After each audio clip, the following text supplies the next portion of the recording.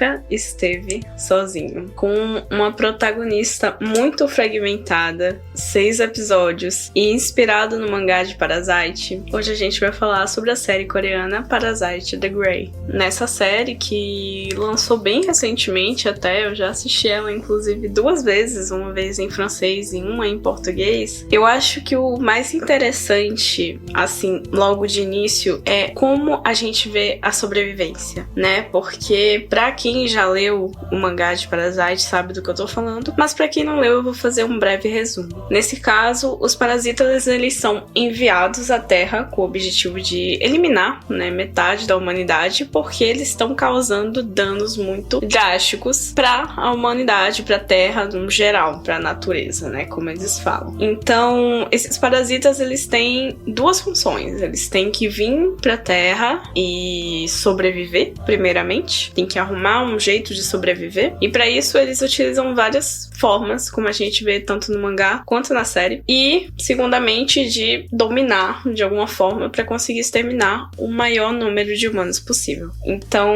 essa série, ela tem só 6 episódios, que são relativamente longos, mas muito interessantes, com várias mensagens que são colocadas assim em plano de fundo, não necessariamente como a primeira mensagem que você vê quando assiste, mas mensagens muito importantes que eu queria falar com vocês aqui hoje. Então, eu acho que a primeira coisa assim que fica mais de cara é a protagonista, que é a Suin, que é uma atendente de caixa, né? Ela tem uma vidinha dela lá de boa, que acaba sendo atacada por um homem que, depois de várias facadas e tal, ela fica quase à beira da morte, e é nesse momento que um parasita entra nela e acaba, né, curando os ferimentos dela e matando esse homem que atacou ela, com o objetivo dele, que é sobreviver. Então, pra ele, naquele momento, a prioridade, quando ele entrou no corpo da Suin, foi sobreviver, ou seja, curar os ferimentos dela, e matar o homem que estava atacando ela, porque ele era um perigo para a sobrevivência dele. O que é muito lógico, visto assim quando ele explicou. Ela acaba não lembrando do que aconteceu com ela. Ela só lembra que ela foi atacada, foi esfaqueada, mas mesmo assim, os curativos, todos os ferimentos dela estão curados, mas parecem que são ferimentos de um longo tempo atrás e não ferimentos novos. Então ela fica muito confusa e etc. E é aí que a gente começa a conhecer a personagem da Suin. O que é que ela já passou e etc. E ao longo de toda a série, tem vários fatores que fazem a gente pensar que a Suin é uma pessoa muito triste, muito sozinha. E é exatamente nesse ponto que eu quero chegar. Então a gente tem uma personagem que é, como eu disse, fragmentada. Ela era abusada pelo pai, o pai dela batia nela, foi ela que denunciou o próprio pai. Então a gente já vê que desde criança ela já teve uma infância muito difícil. Quando ela tentou entrar em contato com a mãe dela deu dinheiro pra ela sumir da vida dela, porque ela tava muito feliz com a família nova dela e ela não queria que a Suin soubesse ou entrasse nessa vida dela. Então ela simplesmente deu dinheiro pra garota e disse assim, ó, pega aí e vai embora. Então já tem esse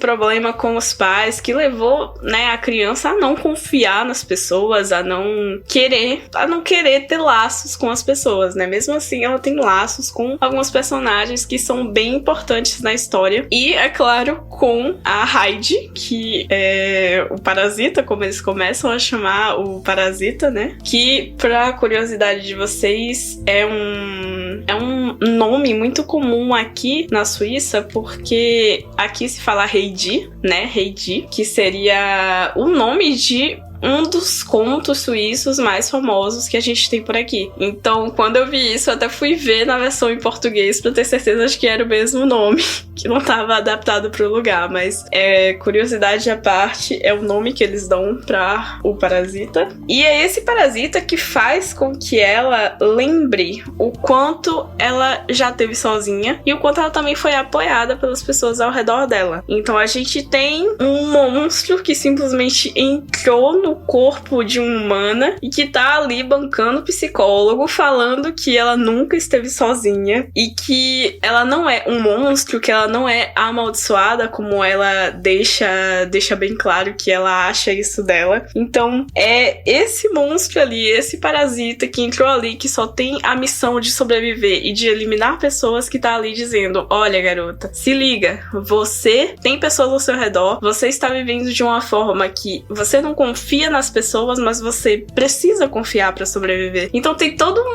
uma coisa muito estranha nessa hora, porque parece que os papéis estão se invertendo, parece que o monstro daquele momento, ele é muito mais humano do que a Suin, se é que vocês me entendem. Mas tem essa questão durante toda a série, né, todos os episódios e etc, sobre o quanto a gente é humano e o quanto a gente é monstro. O que define, o que é a barreira entre isso, né? Então, é uma das coisas mais legais dessas mensagens aí da série. Então a gente tem vários personagens que são extremamente ou problemáticos ou, como dizer, ou interessantes, vamos dizer assim, ou é problemático ou é interessante. Então a gente tem a Suin, que é totalmente quebrada, toda cheia de problema e tal. A gente tem o oficial de polícia, que é um dos maiores apoios da Suin, basicamente. A gente tem o Kang-woo, que é meio que um gangster que é traído pela gangue dele e a irmã dele vira um parasita. Então tem toda essa questão de que, assim, ele tava no meio de gangue, mas quando chegou na parte do monstro, ele já ficou bonzinho, sabe? Ele já virou um personagem bonzinho. Então também tem toda essa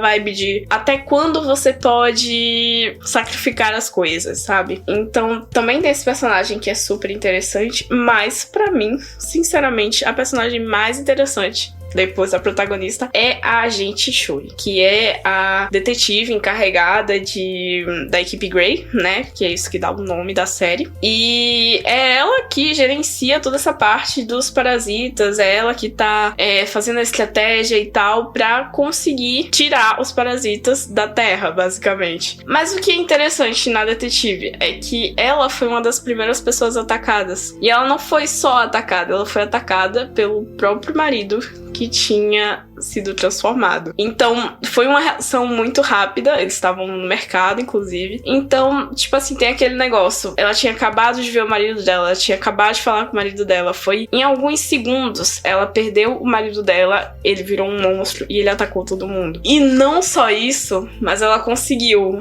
dar um jeito de deixar ele fora de combate, né, sem ele poder lutar e tal, e ainda capturar ele de uma forma que seria útil pra ela depois na polícia. Então, tipo assim, é uma personagem que ela teve uma atitude muito rápida, mas que psicologicamente parece ser uma personagem muito quebrada, né? Parece que cada segundinho dos episódios onde ela fala do marido, onde ela fala dela, quando ela não tá falando dos parasitas e do próprio ódio que ela sente pelos parasitas por terem tirado o marido dela, parece muito que ela é uma personagem que tá, tipo, muito triste e que não quer deixar isso do lado de fora. Ela não quer mais confiar nas pessoas, porque ela confiou no marido dela mesmo transformado, achando que ele não iria bater nela e, né, sabemos o que aconteceu. Então, tipo assim, também é outro personagem que é super interessante. E aí tem um lado dessa história que eu pessoalmente achei muito engraçado. Engraçado e talvez um pouco,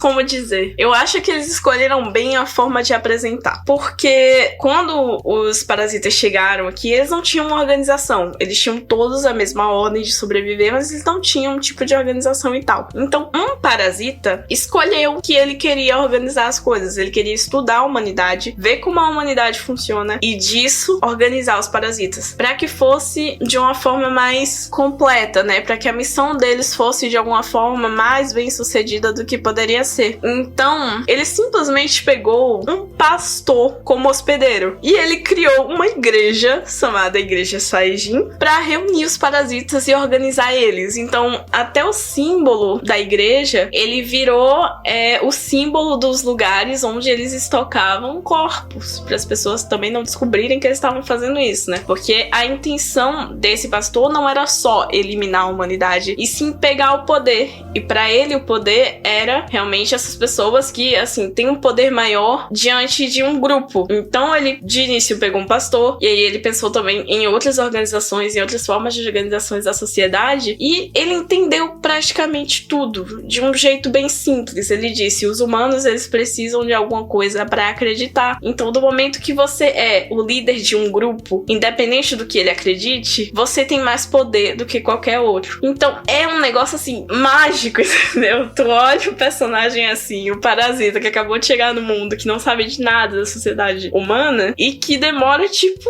uns 2, 3 dias pra entender isso. Pra entender que, basicamente, você só tem que escolher alguém que é líder de um grupo, fazer com que esse grupo acredite em você, se juntar e ir juntando outros grupos. Então, tipo assim, esse conceito de o parasita que chegou e que já entendeu tudo, e que, teoricamente, tudo que ele fez realmente deu muito certo, né? Até a Choi chegar e etc, foi dando muito certo, e ele entendeu muito bem pra quem ele tinha que falar, com quem ele tinha que fazer alianças e etc. Então foi um parasita muito inteligente, e a gente também vê uma semelhança com um dos parasitas de Parasite, o mangá, né? Então tem muitas referências ao mangá, tem muitas cenas que lembram cenas do mangá, né? Não que realmente a história é totalmente diferente, personagem diferente, etc, mas tem muitas cenas que referenciam o mangá, então eu achei muito legal, muito bem desenvolvido, principalmente nessa parte da sociedade. Então também tem uma cena que ela me tocou bastante nessa série, que é a cena de sobrevivência, que é quando a Hyde tá falando com o Kang-woo, e a Hyde diz que a Suin tá fazendo coisas muito perigosas pra sobrevivência dela. E o Kang-woo, ele simplesmente diz assim, ela não tá fazendo coisas perigosas pra sobrevivência dela. Só que a ideia que você tem de sobrevivência, sobre apenas respirar e viver, não é a mesma pros humanos, porque os humanos, eles precisam não só acreditar em alguma coisa, como serem acreditados, viver entre pessoas. Então tem toda essa questão de sobrevivência é só estar respirando, é só estar ali, ou sobrevivência é você estar rodeado de pessoas que acreditam em você, que te apoiam e etc. Que era uma coisa que a Suin, ela acreditava até o momento não ter, mas que agora, depois de ter falado com a Hyde, ela tá pensando, né? Ela tá dizendo assim, não, eu sempre pude confiar em tal pessoa, eu preciso tentar confiar em outras pessoas também, entendeu? Então tem toda essa questão de a personagem que era totalmente fragmentada desde o início, desde o primeiro episódio, ela tá finalmente entendendo que a sobrevivência não é ficar sozinha, respirar, e é isso. Ela tá entendendo que sobreviver é também ter outras pessoas ao redor, é também tá ali e sentir o que tá acontecendo ao redor, não apenas sozinha, mas com outras pessoas. Então, é uma mensagem muito forte que é dita assim, tipo, sei lá, 40 segundos de diálogo. Então, são coisas assim que essa série ela traz, tirando do fato de que são parasitas, eliminar a humanidade, tudo, etc. Tem mensagens muito fortes que estão meio que escondidas na série e que eu fui percebendo de acordo com o que eu ia assistindo, porque eu achei super interessante o jeito que eles estavam mostrando isso. Então, essa mensagem, essa cena pra mim, ela foi, perfeita. E é claro que eu tô falando dessa série aqui, tô falando também pra vocês que ela foi inspirada no mangá do mangá de Parasite, porque eu sou uma grande fã do mangá de Parasite, e assim que saiu a série na Netflix, eu obviamente fui assistir. E eu assisti ela em francês primeiro, em português depois, eu vi algumas diferenças no vocabulário que eu achei interessantes, mas o que eu achei mais interessante, assim, foi eles quererem trazer uma vibe diferente, né? Dessa vez com a protagonista mulher, com outras problemáticas que são muito atuais, muito importantes nesse momento. Coisas que, assim, no mangá de Parasite a gente tem, mas não tem muito, né? A gente tem o protagonista masculino, que não tem necessariamente problema em casa. Então, ver essa diferença com uma personagem feminina, com todos os problemas que ela tem com os pais, e tudo que vai acontecendo com o parasita entrando nela, é uma coisa muito surreal. Pra mim, como uma pessoa que assistiu o anime de Parasite, que leu o mangá de Parasite, que é muito fã da obra, eu gostei muito dessa série, eu achei ela muito incrível, e eu recomendo pra todo mundo que ainda não assistiu, principalmente pra quem é fã de Parasite, ou se você simplesmente quiser conhecer um pouco do universo. E É claro que pra quem é fã vai reconhecer uma cena icônica que tem na série. Já no finalzinho vocês vão entender quando assistirem, eu não vou dar spoiler aqui. Mas foi uma cena que deixou o meu lado fã muito feliz. Então eu espero que vocês tenham gostado aqui dessa recomendação, né, de série. E que, sei lá, vocês assistam e me contem como foi, beleza? Esse foi o podcast Otaku na Europa, por Midnight. E até a próxima semana!